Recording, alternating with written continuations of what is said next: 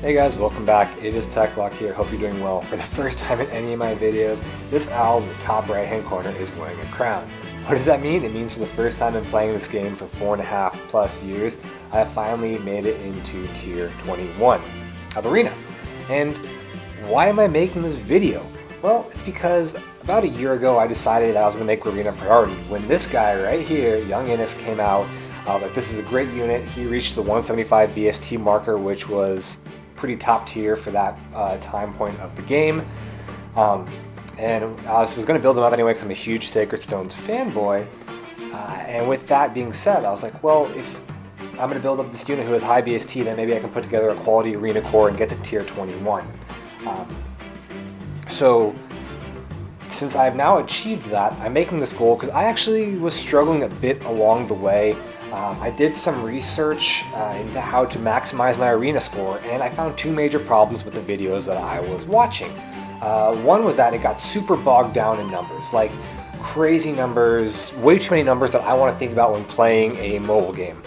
So my goal here is to simplify those numbers, and then secondly, a lot of the videos talked about units and scoring and all this stuff in very vague, abstract terms. So what I'm here to do is give you less numbers, more concrete examples, and hopefully help you guys achieve Tier 21 in Arena as a free-to-play player.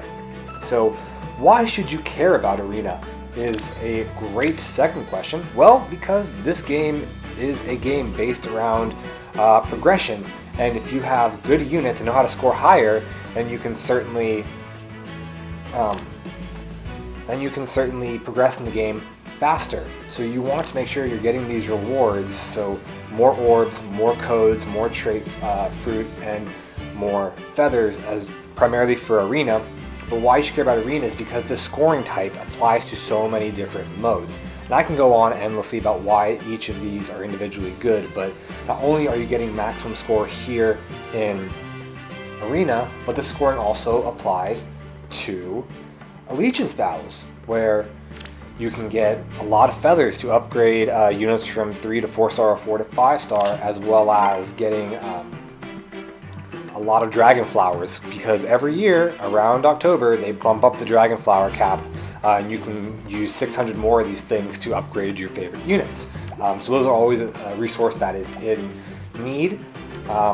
Arena obviously went over, Allegiance battles, Arena Assault, again, check rewards. This is imperative because now that IS is pushing out 7 refines per batch, these refining stones are really imperative, especially if you're a newer player to the game.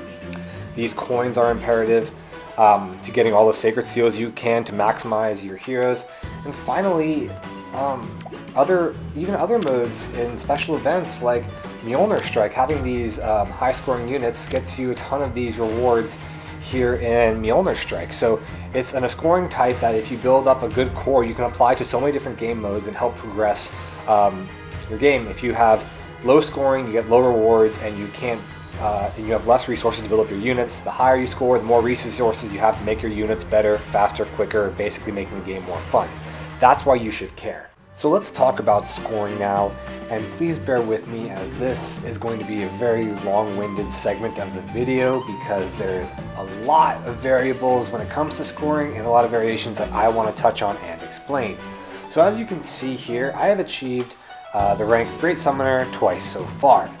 And the paths with which I got to each Tier 21 were very, very different. The first time I got into Tier 21, I amassed a score of 3,808, which breaks down to about 762 battle points. If you subtract out the 12 points for the bonus kill, that means I'm fishing for scores or battles that consist of 750 points. Now the second time, that score was much more inflated, and 3,808 was not even close to sufficient to get me into Tier 21. I had to score 3,836, which is about 768 points, battle points per battle minus 12. So I would have to fish for a much higher score of 756 per battle in order to reach Tier 21. And that's honestly just because of bonus units. This guy right here, a duo Crom, I think a lot of people know the Cancer, that is legendary Crom. And seeing a duo unit that scores at 185 BST, having the same kit and skill set as legendary Crom, a lot of people used their orbs to summon for him and had him either as their bonus unit or built up as their bonus unit to inflate the scores of this season. So just to keep that in mind, the score to get into Tier 21 varies based on the popularity / use cases / efficacy of the bonus units, but it is good to aim for a minimum of just over 3,800 points, but for some seasons it will go over. Now let's jump to a website that I use frequently to help me base what teams I'm going to use for my arena seasons. This website is called arcticsilverfox.com/score_calc/. I will link it in the description below, but I use this basically every week going in to make sure I know where my score range is coming from and what I can expect with each season as far as scores that I'm fishing for. And I'm using this particular team for 3 reasons. First, it's a team that I actually use frequently.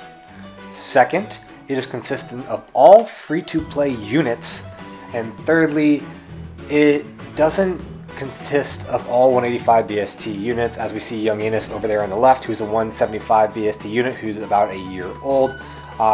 Just because I want to prove that you can remain relevant and vie for Tier 21 using older units that aren't up to the current 185 BST threshold, because trying to keep up with the Joneses and constantly creating new units that are 185 or at the highest BST level is super resource intensive and not fun, and you want to use the characters that are fun for you. Like I said, Sacred Stone's fanboy, I like using Young Innis.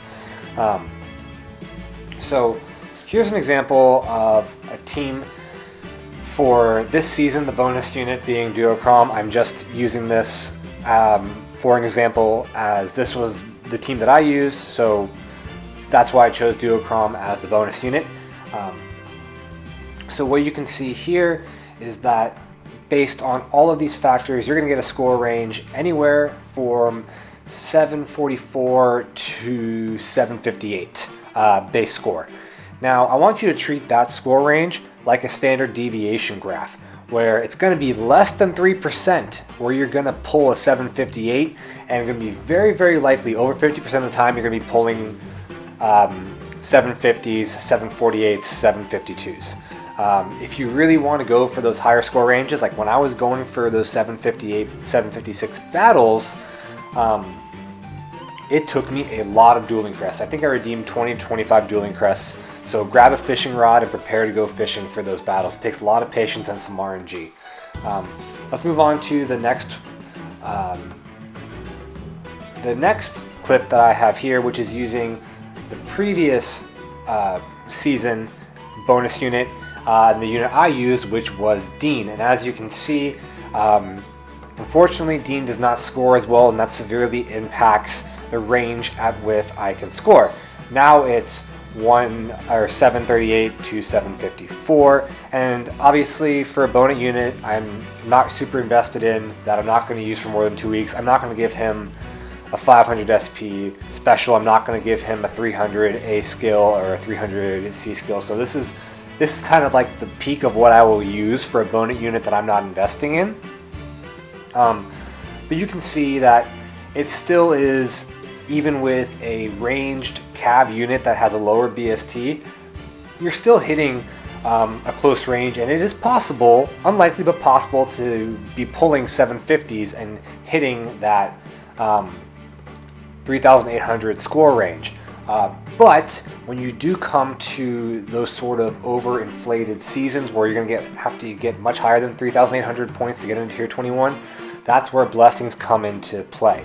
And let's move on to this next screenshot, which current season is Earth season, and the current bonus legendary is Seliph. That's Seliph. So I actually had to remove a lot of Seliph's skills from his base kit in order to get him to line up similarly with Dean as far as scoring goes. But as you can see, with Dean and Seliph scoring the exact same, but now all of the units are blessed with Earth Blessings. Every single unit gets an additional 8 points to their score. And what I want to make it easy for you, for every 8 unit points that you increase a unit by, so as you can see, Shamir went from 756 to 764. So for every 8 points, your range is going to increase by 2. So that's why you see the range jump from 738 to 756. Now the range is 744 to 760. I'm not looking at the graphics right now, but you get the gist of what I'm saying. I'm doing this all from memory, sorry. So that's why when you see, we'll go over the units later, but I have way more than 3 units built up for my arena course, because eventually I will be using an earth team, a water team, a wind team, and a fire team, each blessed accordingly, so I can get these bonuses and try to stay in tier 21, because an extra 6 points of range is going to massively impact the level and battles that I can pull. Now let's get back to units and talk about builds. What kind of builds do you want? And we're going to showcase 2, one who has a perf weapon, one who does not have a perf weapon. Let's start with non-perf. So in order to get the max score of a unit that does not have a perf weapon, you need a 3. You need obviously always have a 500 C slot, always have a 400 passive slot. Special slot. But you will, for non-perf weapons, you will need a 300 A slot and a 300 SP C slot. So, and obviously you want to refine the weapon. So this is what you're going to look at, and this is going to be a very common build that you see on Shamir, on Ninja Hannah. You could even see this exact, very similar skill set used on Yen Fei. Why? Because honestly, it's good. It synergizes well with her stat spread, and you can very easily build this from codes. For Shamir, I basically went to my Divine Code 2 path, Male Byleth, Ruptured Sky, and Distant Counter. Chris, Spurn, Joint Drive Attack, and now I have my Shamir. And also you're going to want to build kits that synergize really, really well with each other. So obviously the Sacred Seal giving her instant cooldown so she can retaliate immediately with Ruptured Skies, Spurn building off the speed, Joint Drive speed might be a little bit better, but hey, I'm not gonna, you're giving me a 300 slot Sacred Seal while I'm inheriting Spurn, I'm gonna do that. So obviously you want to make builds that make sense, but you don't want to like just throw skills at a wall. You can only run one skill at a time. There's no reason to inherit like 14 different 300 slot skills on her. So now we move on to Yen Fei.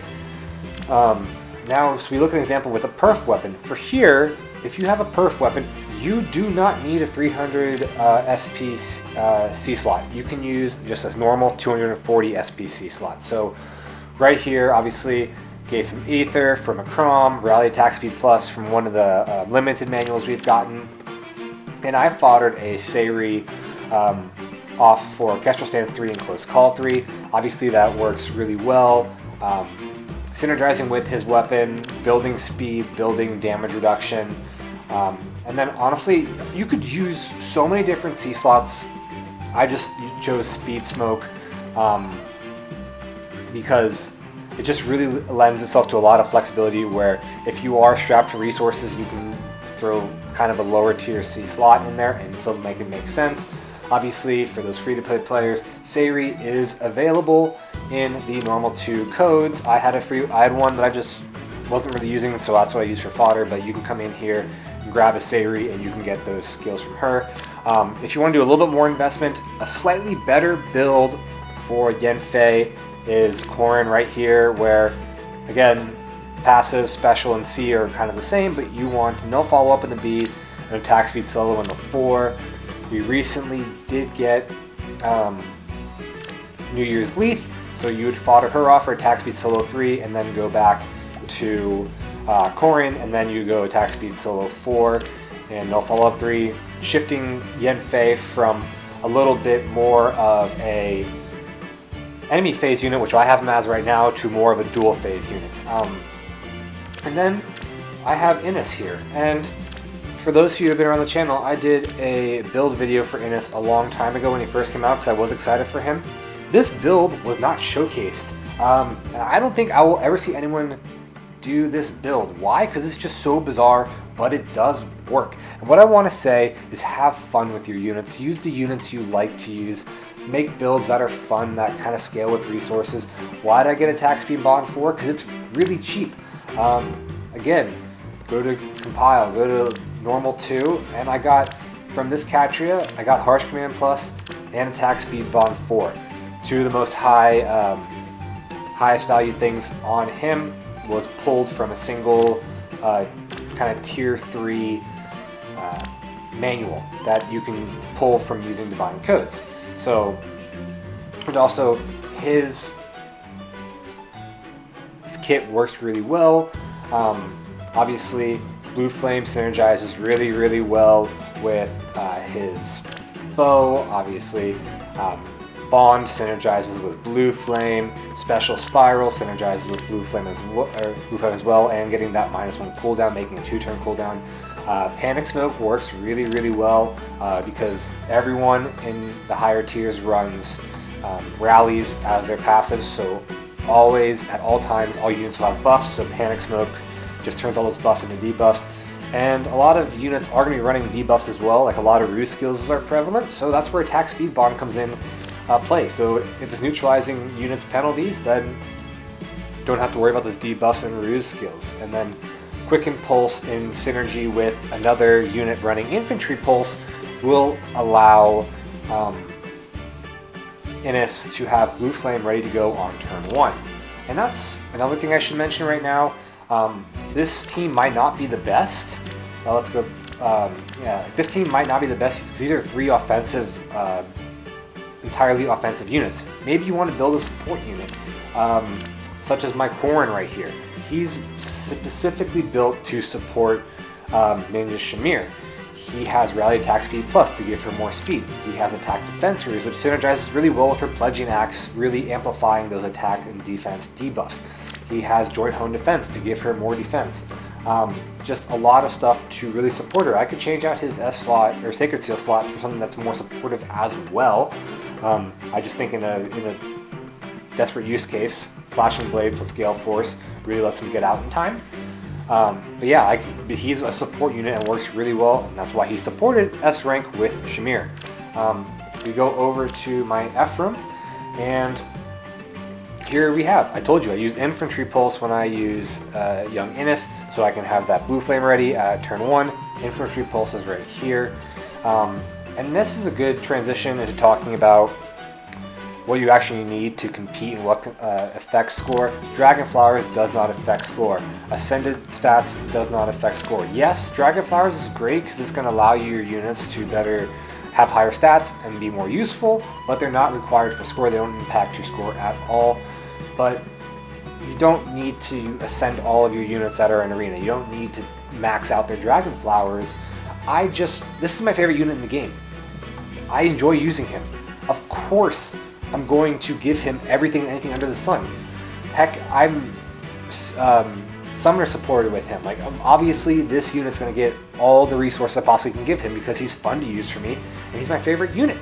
But that's just to go and say, you don't need to ascend, you don't need to max out Dragon Flowers. I just want to do that because, you know, I like the unit, and I'm a huge Sacred Stones fan. And then also, just to follow up, I did use a Reinhardt for a while. Again, with Blue Dual Cavalry, 180 DST units at this point in time in February of 2022. The 180 is certainly a viable BST level, so these dual force skills definitely work. So that's just to take care of going in, building these teams, having the thoughts of like making their kits synergize well with the arena. Obviously, you want to stack buffs, also counteract debuffs. That's just why Harsh Command actually does work well, because you're counteracting debuffs. You want to counteract debuffs, you want to stack buffs, You want to make sure you have units that can offensively tank. Also, when you gear your units toward their season, like I will probably in the future be Wind Blessing Ephraim. Why? Because Legendary Sigurd is a wind unit. Legendary 3 is a wind unit. He destroys those units because he has weapon triangle and cavalry effectiveness. I will probably be making Shamir Water Blessed. Why? Because she does really well speed stacking, outspeeding, and having weapon triangle advantage over Legendary Crom. So that's another thing to think about. But again, just have fun with it. Play around. If you want a good laugh and you're still with me, this is a unit I tried to build for Arena and it failed horribly. I fell flat on my face. I put a lot of resources into him and he's awful. He is garbage. He does not work. But I would not get to a unit like this. A unit like Innis or a unit like Ephraim. These different builds without some failures along the way. And that's all just to say, this is a game. It's not meant to stress you out.